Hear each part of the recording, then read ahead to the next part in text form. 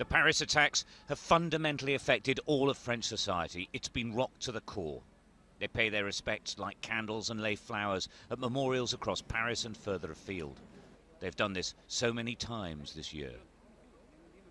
But this often divided country is united in wanting it to stop. The right wing believes it has the answers. Arrest and deportations on an unprecedented scale and the complete closure of the country's borders. Many here are beginning to agree with the National Front's leader.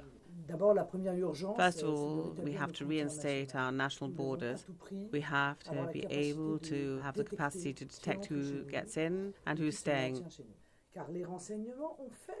It's a failure. There are 11,000 people that are under surveillance, and probably 60% of them are because of their links with radical organizations. Either they're foreigners and they should be immediately expelled, they shouldn't stay one single day longer, or they have double nationality, and then in fact their French nationality should be ripped off them and then sent away.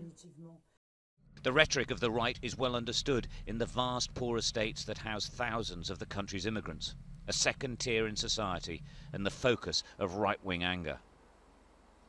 Anti-racist groups have been working round the clock trying to mobilise liberal society. The National Front's agenda, they believe, is utterly political. Marine Le Pen est une ennemie. Marine Le Pen is the enemy. She knows exactly what she's doing.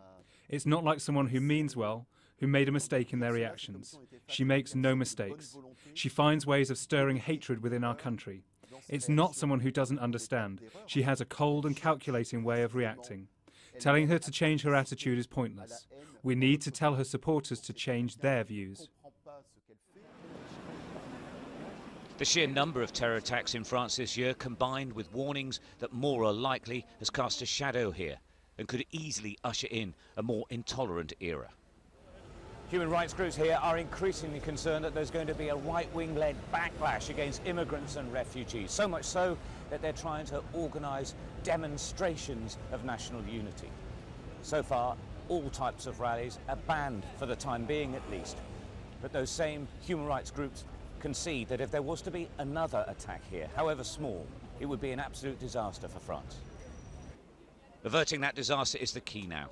The hunt for others who may have been involved in the attacks and the race to catch others intent on bringing more mayhem to Paris and the rest of France is now at full tilt.